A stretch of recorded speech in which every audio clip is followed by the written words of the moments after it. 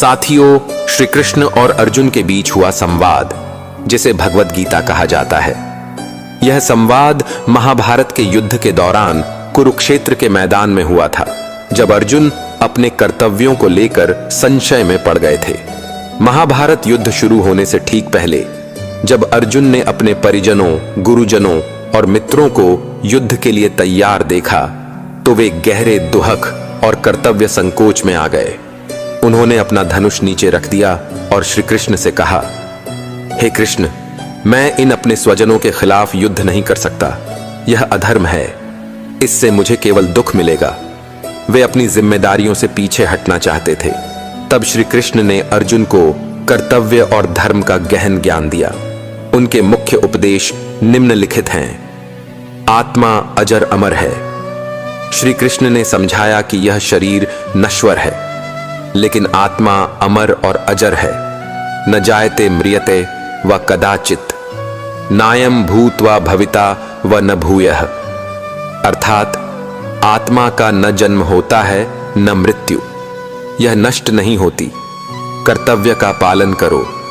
श्री कृष्ण ने कहा कि हर व्यक्ति को अपने कर्तव्य का पालन करना चाहिए, लेकिन फल की चिंता नहीं करनी चाहिए।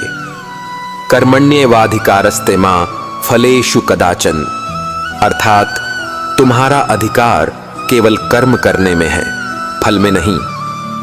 समत्व योग। श्री कृष्ण ने अर्जुन को बताया कि सफलता और असफलता, सुख और दुहख में समान रहना चाहिए। सुख दुहखे समे कृत्वा लाभालभो जया जयो, अर्थात सुख दुख, हानि लाभ और जीत हार में समानता रखो। भक्ति योग। श्री कृष्ण ने कहा कि जो व्यक्ति अपने सभी कार्यों को ईश्वर को समर्पित करता है और निस्वार्थ भाव से कार्य करता है, वह मुझे प्रिय होता है। मामेकम शरणम व्रज, अर्थात केवल मेरी शरण में आओ। धर्म और अधर्म का ज्ञान। श्री कृष्ण ने स्पष्ट किया कि धर्म का पालन करना ही मनुष्य का मुख्य उद्देश्य है।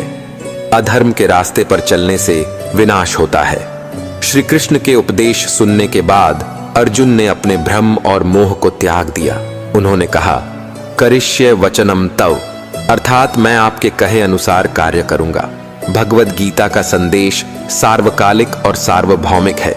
यह हमें सिखाती है कि पहला, जीवन में कर्तव्य का पालन सबसे महत्वपूर्ण है।